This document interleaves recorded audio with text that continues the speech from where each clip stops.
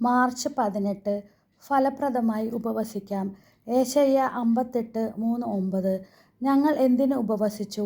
അങ്ങ് കാണുന്നില്ലല്ലോ. ഞങ്ങൾ എന്തിന് ഞങ്ങളെത്തന്നെ എളിമപ്പെടുത്തി? അങ്ങ് അത് ശ്രദ്ധിക്കുന്നില്ലല്ലോ. എന്നാൽ ഉപവസിക്കുമ്പോൾ നിങ്ങൾ സ്വന്തം സുഖമാണ് തേടുന്നത്. നിങ്ങളുടെ വേലക്കാരെ നിങ്ങൾ പീഡിപ്പിക്കുന്നു. കലഹിക്കുന്നതിനും ശണ്ഠ കൂടുന്നതിനും ക്രൂരമായ മുഷ്ടികൊണ്ട് ഇടിക്കുന്നതിനും മാത്രമാണ് നിങ്ങൾ ഉപവസിക്കുന്നത്. നിങ്ങളുടെ സ്വരം ഉന്നതത്തിൽ എത്താൻ ഇത്തരം ഉപവാസം ഉപകരിക്കുകയില്ല.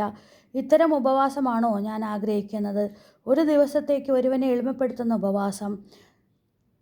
ഞാങ്ങളെപ്പോലെ തലകുനിക്കുന്നതും ചാക്ക് വിരിച്ച് ചാദരവും വിതറിക്കിടക്കുന്നതും ആണോ അത്? ഇതിനെയാണോ നിങ്ങൾ ഉപവാസമെന്നും കർത്താവിന് സ്വീകാര്യമായ ദിവസമെന്നും വിളിക്കുക?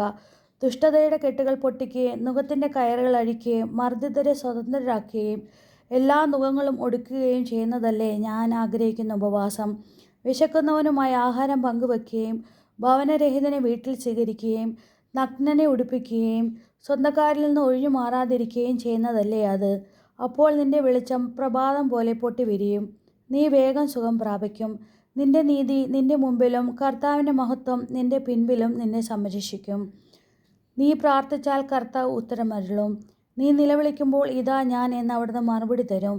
മർദ്ദനവും കുറ്റാരോപണവും ദുർഭാഷണവും നിന്നിൽ നിന്ന് ദൂരെ അകറ്റുക. പ്രാർത്ഥന. കർത്താവായ ദൈവമേ, യഥാർത്ഥ ഉപവാസം എന്താണെന്ന് അങ്ങ് ഞങ്ങളെ ഓർമ്മിപ്പിക്കുന്നു.